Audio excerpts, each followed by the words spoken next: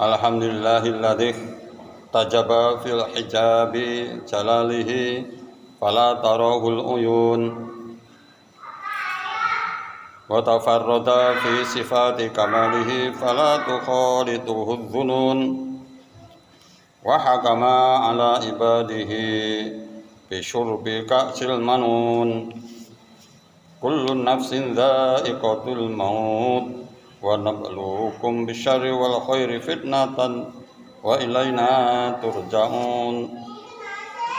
Ahmaduhu subhanahu wa ta'ala bimahamidihi allati yadhkuruhu bihal hamidun wa ashkuruhu bisyukrihi alladhi taqirru bihil uyun wa asyhadu an la ilaha illallah wahdahu la syarika lah al-alimu bima kana qabla an yakun wa asyhadu anna sayyidana wa nabiyyana Muhammadan sallallahu alaihi wasallam abduhu wa rasuluhu ya lahu min nabiyyi tasharrafat bihil anbiya'i wal mursalun. Allahumma fasalli wa sallim wa barik ala hadzal nabiyyil karim والرسول السيد سند العظيم ذي القلب الرحيم سيدنا محمد وعلى آله وأصحابه صلاة وسلاما دائمين متلازمين إلى يوم يبعثون وسلم تسليما كثيرا أيها الناس اتقوا الله حق تقاته ولا تموتن إلا وأنتم مسلمون. Sadaqallahul azim wa sadaqa Rasulullah Muhammad sallallahu alaihi wasallam. Hadirin sidang Jumat yang dimuliakan Allah Subhanahu wa taala, untuk mengawali khutbah pada kali ini, di samping kita masih menunggu saudara-saudara kita yang masih dalam perjalanan mempersiapkan diri menuju Masjid Sa'adah ini, marilah kita tingkatkan rasa takwa kepada Allah Subhanahu wa taala dengan takwa yang sebenarnya, dan mari sekaligus mengikat keimanan kita, keyakinan kita di dalam sanubari yang sangat dalam, dan semoga akan kita bawa sampai akhir hayat kita. Di dalam kesempatan ini kita berada di awal bulan Muharram, yaitu bulan atau tahun Hijriah, tahun baru Hijriah bagi kita sebagai orang Muslim. Oleh karenanya perlu kita introspeksi pada diri kita sendiri untuk menuju tahun baru yang lebih baik.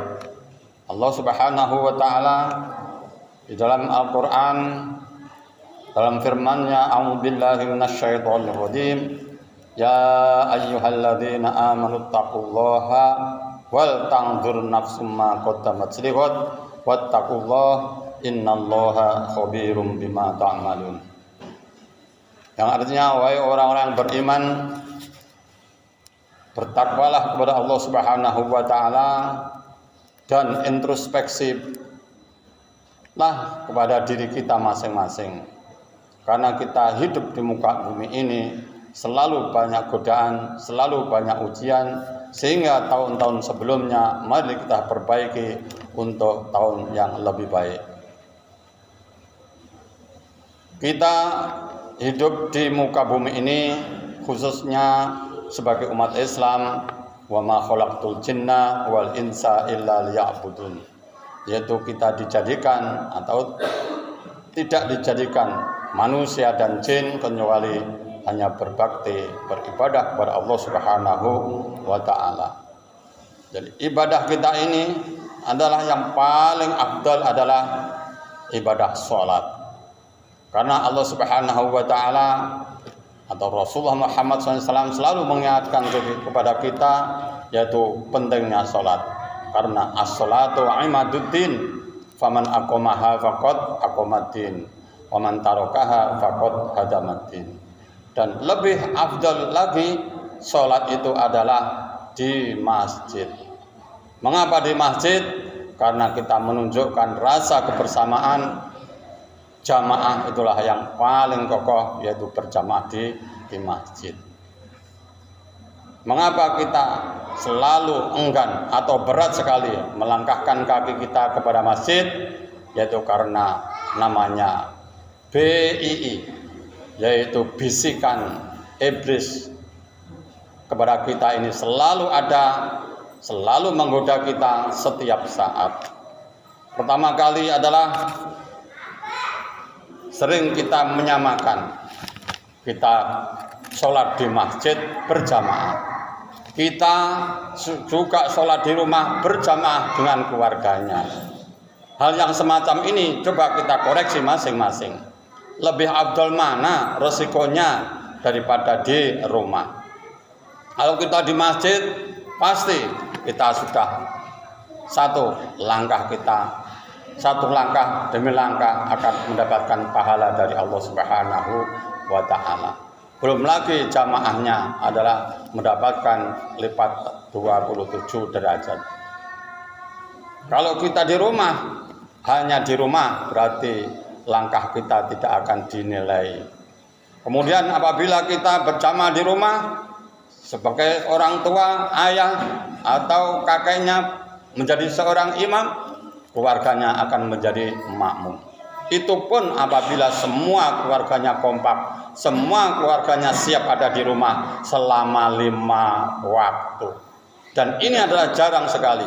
Mungkin saudaranya, mungkin anaknya ada yang di luar karena pekerjaannya. Sehingga hal yang semacam ini tidak dimungkinkan bisa istiqomah selalu 5 waktu ada di rumah. Inilah bisikan-bisikan syaitan yang selalu membisikkan kepada kita. Di rumah saja, karena sama saja kita juga berjamaah di rumah. Kemudian yang kedua adalah nanti apabila tidak komplit keluarganya, kita tinggal karena perjalanannya masih jauh. Ini saudara kita, adik kita atau kakak kita masih baru pulang dari pekerjaannya, sudah dipreteli yaitu keluarganya tidak ikut berjamaah. Akhirnya yang terlambat tidak berjamaah, hanya sholat di rumah. Yang pertama, godaannya atau bisikannya setan seperti itu. Kemudian yang kedua, mungkin imamnya lagi sibuk atau imamnya karena keluarganya masih ada di luar juga ditinggal, tidak akan bisa berjamaah bersama-sama keluarganya. Inilah yang akan menjadi pemerang kepada kita semua. Karena masjid adalah sebagai junnatun, benteng ke akidah kita.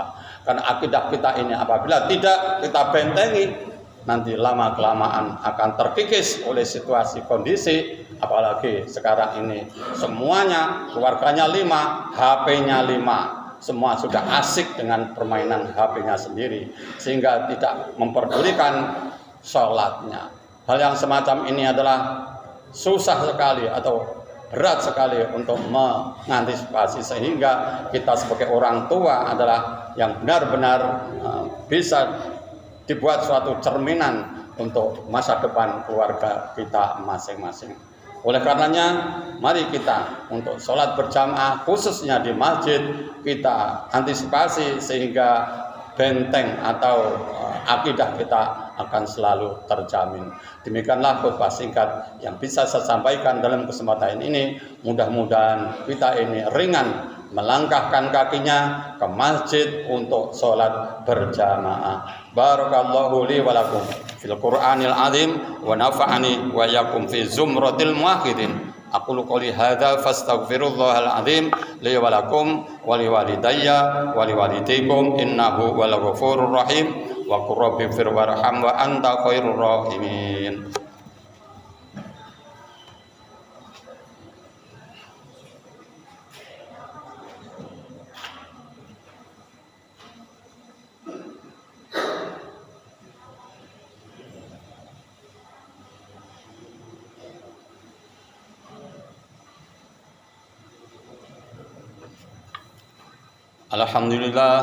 Alhamdulillahilladzi an'amana ala bi ni'matil imani wal islam.